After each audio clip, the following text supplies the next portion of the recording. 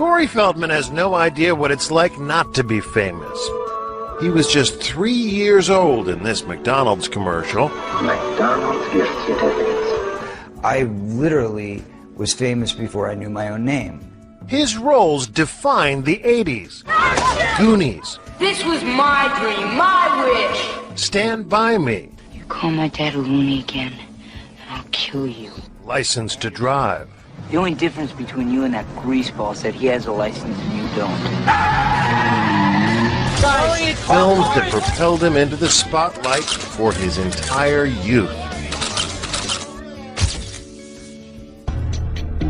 But being famous so young, he says, caused serious damage to him and his friends. Do you feel like you missed out on a normal childhood? What childhood? I don't know what that means. A lost childhood and a loss of innocence. He blames the adults, not just those looking to profit from charming children, but also some with far more sinister motives. I can tell you that the number one problem in Hollywood was and is and always will be pedophilia. That's the biggest problem for children in this industry. The casting couch even applies to children. Oh yeah. Not in the same way. It's all done under the radar. Nobody talks about pedophilia. It's the big secret. And it's widespread? Oh yeah. I was surrounded by them when I was 14 years old. Surrounded. Literally. Didn't even know it. It wasn't until I was old enough to realize what they were and what they wanted and what they were about and the types of people that were surrounding me till I went, oh my God, they were everywhere like vultures. Vultures who Feldman says abused him and his best friend, the late child actor Corey Haim, his co-star in The Lost Boys. Well, what happens if my mom is dating the head vampire? Feldman says the trauma of that pedophilia contributed to Haim's death. There's one person to blame in the death of Corey Haim, and that person happens to be a Hollywood mogul. And that person needs to be exposed, but unfortunately I can't be the one to do it. But the person that knows who did it and knows who he is watching right now, I guarantee you. Yeah. Intriguing. Yeah. There was a circle of older men that surrounded themselves around this group of kids. And they all had either their own power or connections to great power in the entertainment industry.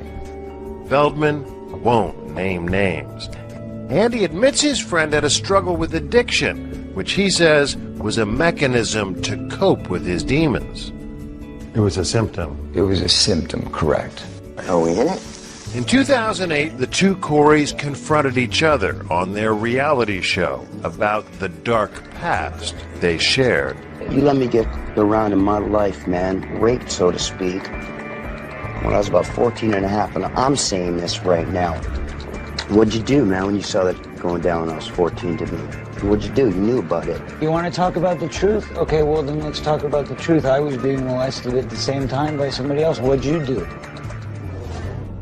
You know, there's a lot of good people in this industry, but there's also a lot of really, really sick, corrupt people in this industry. And there are people in this industry who have gotten away with it for so long that they feel they're above the law. And that's got to change. That's got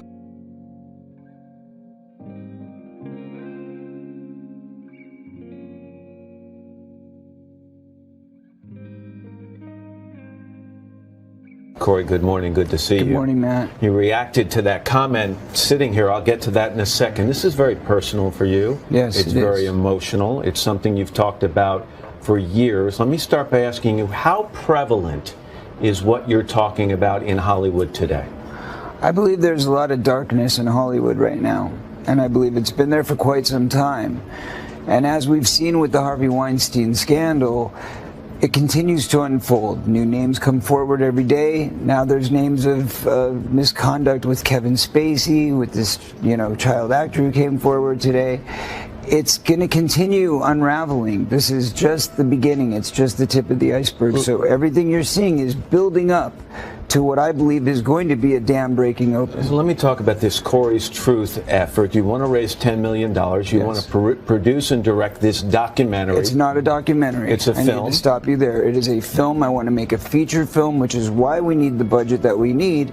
There's actors, there's scripts, there's special effects. But is it going to involve real people, real names of people active in Hollywood right now? It will be a very true story. We will have every name that everybody that affected my life. I'm going to give the perspective that I can give, what I viewed, what I experienced from a first-hand account. In all fairness, though, we've been down this road before with you, and you have promised in the past to name names. Never. In your book, you said when you were talking about your book, you said you were going to blow the lid off of this. This is why I'm doing this, because when I wrote my book, the publishers prevented me from writing the names down. That's what I meant by we were down this road before. Yeah. We didn't get the names exactly we were promised last time. Which is why I'm taking the matter into my own hands, and this is why I need America's support. I need the world's support, because I must make a film with no executives, no VPs, but why do you no need lawyers. $10 million? Film students make movies for fractions. Well, that's a film student. We're talking about a theatrical release. We're talking about I'm going to four-wall the theaters, I'm going to self-distribute, self-market, make the film, and hire a team of attorneys who are going to protect me and the film when everybody comes after me. You've raised just under $200,000, correct? Okay. Is that about right? So it's going to take a long time to raise $10 million. We've got 2 months. And you've just told me that this is still prevalent in Hollywood. So every day you wait, every day you try to raise money, I would imagine you believe that children are being abused by pedophiles in Hollywood. Absolutely. So why are you sitting down talking to me? Why aren't you sitting down with the police right now? I've told the police. In fact, if anybody wants to go back to 1993, when I was interviewed by the Santa Barbara Police Department, I sat there and I gave them the names. They're on record. They have all of this information, but they were scanning Michael Jackson. All they cared about was trying to find something on Michael Jackson. Who you said, by the way, did not abuse you. Who Michael was innocent, and that was what the interview was about with the police in 1993. I told them he is not that guy, and they said, well, maybe you just don't understand your friend. And I said, no, I know the difference between pedophiles and somebody who's not a pedophile because I've been molested. Here's the names. Go investigate. And let me push this forward. There are thousands of people in Hollywood who have this same information. Why is it all on me? Why is it if I don't release the names in the next 2 months, 6 months, or a year, I'm the bad guy? I'm the victim here. I'm the one who's been abused. I'm the one who's trying to come forward and do something about it. But hold on, please, I'm sorry. There are thousands of people out there, Matt, who have this information. Any one of those child actors that went to the teenage soda pop clubs with me when I was a kid know who those people are and the people who ran it. Anybody can go back through history and look at the teen magazines and say, what was the name of that venue they were all promoting and who ran that venue and who endorsed it? You've said you've had death threats. Yes. Because you have this information and have threatened to expose it. Another reason, I think, to go to police, that's a crime to threaten someone's life. I've gone to the police with that as well. And what would be wrong with going to the police now again?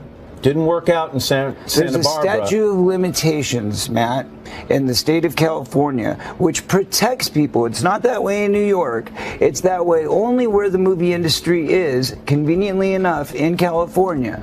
That's the seriousness of this. You cannot, because if I were to go to the police, I would be the one who's getting sued. Henceforth, I need a team of lawyers and I need a team of security to be around me at all times to keep me safe so I can get this message done. Real I'm quickly. not playing around. It's serious stuff, and I vow I will release every single name that I have any knowledge of, period.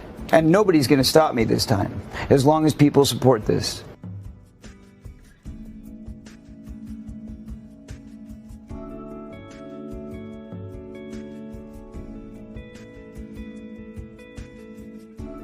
Well, you know, we spend a lot of time analyzing the little breadcrumbs you leave us, the clues that we feel are so important to this investigation. And you said he threw all these big parties in the 1980s that all the biggest child stars went to.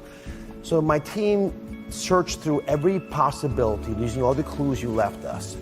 And we came up with this image, this man. I'm going to show you his picture. I want you just to confirm if it's the right person or not, okay? Is that him? That's him, the man who abused you. Did you give his name to the LAPD? Yes. Can I share his name with America? I just don't want, I mean, again, I don't have legal representation yet. Then let me, as the host of this show, try to reciprocate some of your braveness by sharing the name myself. Okay. The man whose picture I just showed to Corey, his name is Alfie Hoffman. What does that name mean to you? Well, he was the guy who ran Alfie's Soda Pop Club. And I met him when I was 12 years old. He came to my house to pick me up in his car. And I had heard rumors that he threw the coolest parties in town and he was very connected. And he was the son of Bobby Hoffman, who was the top casting director at the time for one of the major studios. That studio ran many of the hit shows that were on TV at the time, from Happy Days to Laverne and Shirley to Mork and Mindy. I mean, all the top shows, and many of the shows that I guest appeared on as a kid, because I went from one show to the next to the next. So when you got an invite to go to Bobby Hoffman's private party, this was a very big thing. And the fact that his son was coming to pick me up himself was also a very big thing. And my mom ushered me into the car and said, "Go have fun."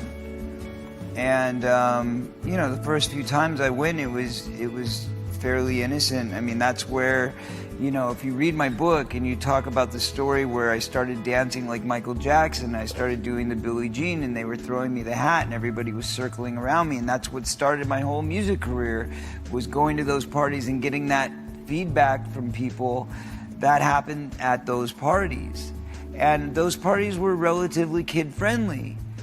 But interestingly, that's where I met, you know, the guy that ended up molesting Haim. That's where there was a bunch of these guys. They were all hanging out together at these parties. And the thing is, there weren't a lot of parents at the party. There was a lot of kids everywhere.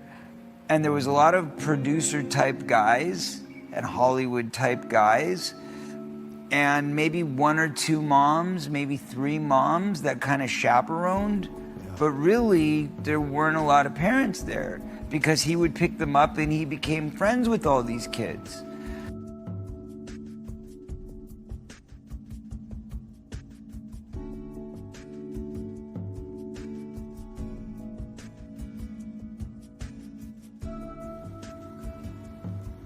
Hi, this is Corey Feldman. I'm coming to you today to talk to you about what's on everybody's mind. I told everybody a few days ago that I had a plan to try and hopefully bring to light what is happening in the world of entertainment as far as perverts and pedophiles and all of the topics of what we've been discussing. Ever since I even discussed the fact that I had this plan, my life has turned into utter chaos. You can probably tell by the sound of my voice. It's pretty ripped up because of the devastation of what I've been through the past few days. I've experienced things like never before. I mean, I've been silenced my whole life, but just over the past few days since I made that announcement, I've been arrested. I had a near-death experience last night where I felt like I was almost going to be killed. 2 trucks came speeding at me at the same time on a crosswalk. And then several of my band members decided to quit because they're afraid for their lives. I don't know what got into their heads. I don't know what they're afraid of all of a sudden, but they just left. And I'm very alone, but I need to protect myself, and I need to protect my family. I need additional security, and I need a legal team to help represent me so that I can fulfill this mission. What I'm proposing is a plan that I believe can literally change the entertainment system as we know it. And I believe that I can also bring down, potentially, a pedophile ring that I've been aware of since I was a child. Right off the bat, I can name 6 names. One of them who is still very powerful today. And a story that links all the way up to a studio. It connects pedophilia to one of the major studios. I am very afraid to do this. It's not easy. I've been living in fear and been living with this my entire life. As most victims have, I've been made to feel awkward, misunderstood, and I've been degraded at great levels. Rumors have been told, stories have been made up about me, and I've been insulted and degraded in ways that were unimaginable to me, all because they fear what I know as the truth. And I'm not alone. I know that there's thousands others that have experienced what I've experienced in the entertainment industry. I also know that there's peers of mine who know exactly what I'm talking about and know all the details, but have been afraid to come forward with their own truths. I am using this to draw a line in the sand, to say to the Hollywood community, we are better than this. I know that we can stand together as one. We can be united. And we can create an affront. Those good people out there, there's plenty of them that I've become friends with over the years. They can help me right now. You guys can take my side and we can stand together. But additionally, not just the entertainment industry, the entire world, the entire planet can come together over this issue. Because our children are the most sacred things we have. Who could even dream of robbing an innocent child of their life experience? It's not fair and it must end. So I'm begging you to join me and let our voices be heard. I've lived in shame and fear my entire life, and so have millions of others. And now we have the ability to let our voices be heard and break the dam of silence. I propose to do this by making a film that'll be the most honest and true depiction of child abuse ever portrayed, by telling my own story in a very real way, in a very honest way, with no editing, no censorship, no studio behind it. I will make the film, I'll direct the film, I'll produce the film, and I will self-distribute it to guarantee that it gets a theatrical release with your donations. Additionally, it will help me buy the security and the legal team that I need to protect my family until the project is released. And once it's done, I believe that we can revolutionize the film industry in a way that we can root out the evil and make it safe for our kids again. So please join me in this fight. I know that together we can stand strong. The time is now. I've had people on Twitter begging me to do this, and I need to tell you that with 30,000 new followers just in the last week, I know this is what everybody wants to know. Everybody wants the answer. Who did this? Who's responsible?